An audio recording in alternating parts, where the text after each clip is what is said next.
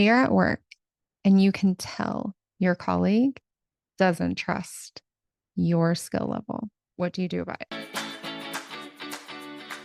Welcome to the Build Your Brave Career podcast, where we flip the script on the tired stereotype that women in and around the tech industry have to be stressed out, overworked, and underpaid. I'm Nicole Trick-Steinbach, the International Bravery Coach and your host. Forget what you've been taught. Bravery is not a personality trait available only to the brash. Bravery is a skill, and you already have it, which is great because building the skill of bravery is the most powerful way to creating the career and life you really want. As you build your brave, you will stress less, work less, and then earn more. This podcast will help you do just that. Let's dive in. You're at work and you can tell your colleague doesn't trust your skills. And you can tell by how you feel whenever they show up. You can tell because they answer questions in meetings about your function and your responsibility. You can tell because they send group emails and they don't loop you in, even though the content is directly about your work. You can tell because they talk to your stakeholders or even your customers and cut you out of the loop. You can tell. What do you do about it? This question came to me from more than one listener. First, and in a departure from my other answers, we're going to start with brave question. Your skills. You trust your ability to perform your job and perform your job well. If your answer is no, please stop listening to this. Open up your email and send me an email because you need coaching. Others will not trust your skill level or your ability to perform your job when you do not. You need support. But if your answer is yes, here's what I want you to do. I want you to get ready for confrontation. I call these crucial conversations because confrontation and conflict are necessary for growth and innovation. That is also true in interpersonal situations.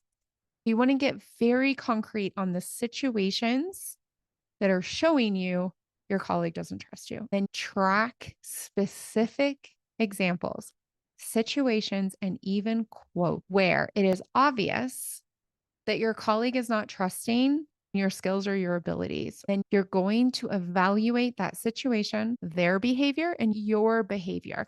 For example, if there's an email exchange and the question is directly to you, and that person who isn't trusting you answered the question first, you evaluate. Did that question go unanswered for a number of days? That's a you problem. Did that email get instantaneously answered or even answered incorrectly? That's a them problem. Because here's the deal. In many situations, when women know or sense that their colleague is not treating them with the level of respect that one can expect as a professional, they begin to overproduce. They begin to do more to, quote, earn the trust.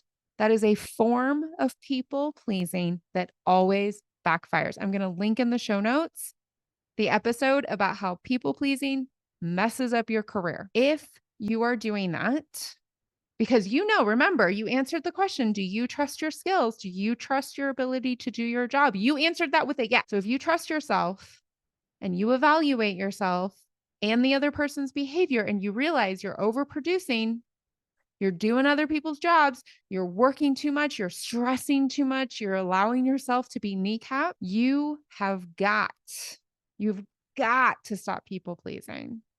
And you've got to start having important or crucial conversations like this. Hey, colleague, I'd like to have a direct conversation with you about some situations that have me curious.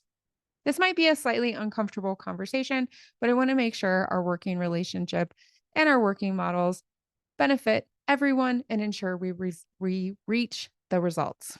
So what I noticed is Ben sent an email with a question that's in my functional area, and you answered Ben's question very quickly.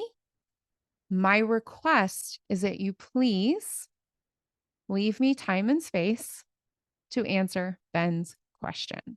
Number one, because I'm responsible for this, so I'm going to have the latest information. But number two, because I'm going to make sure the information is correct. And number three, I've got it. I've got it. Not only can I do my job, I can do my job well. Do you think you can work with that? And let that person answer you. Now, the reality is they may not know. Problem solved. They're going to be done with that. However, they may know and they may not trust you. Most likely in the first conversation, they're not going to tell you that. They're going to say something along the lines of, oh, the question was there. I had the answer. I'm just going to make sure that things keep working, quickly. Or they're going to try to get underneath your skin with, well, it was an important question. And I know that you take a while to answer your emails. Or they're going to say something like, well, actually, I'm pretty sure I know this better and I feel very confident answering it. So I'm going to answer it some more. In that situation, you're going to end up in conflict, and that's okay. Remember, conflict and confrontation are required for innovation. You're just going to go to that next level. Repeat your expectation, finish the conversation. They may not agree with you. That's fine.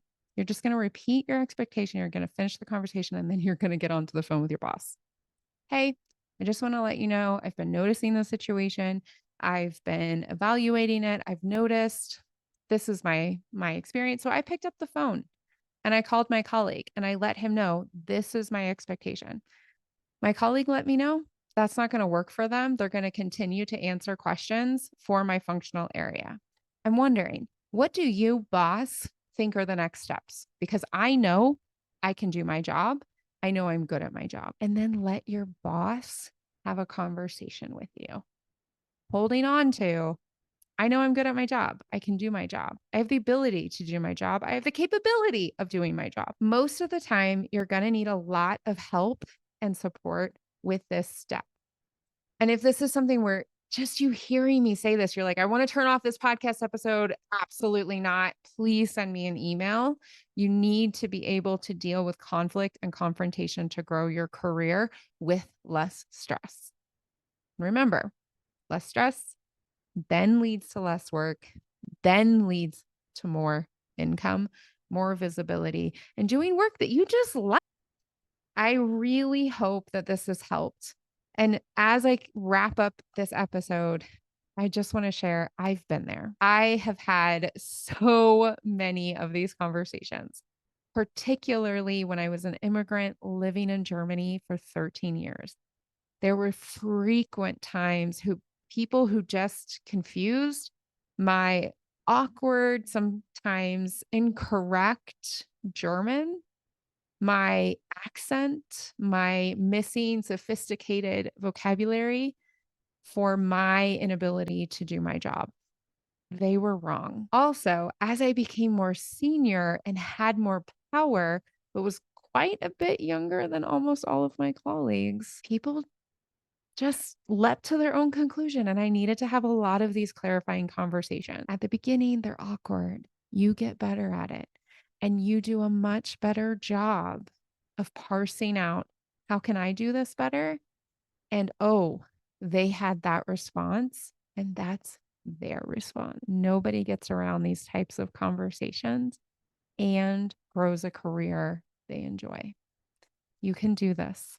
I can support you. If you have any questions about this or insights, or maybe you want to role model this type of conversation and share your brave experience with challenging or facing down a colleague didn't trust your skills, send me an email, nicole@tricksteinbach.com. Until next week, brave it up. You are a woman in tech and you've got this. If the Build Your Brave Career podcast is helping you flip the script in your own career, if it's helping you reduce your stress, work smarter, or create more income, please share this with a friend. Till next time, you are already brave. Now go build your brave.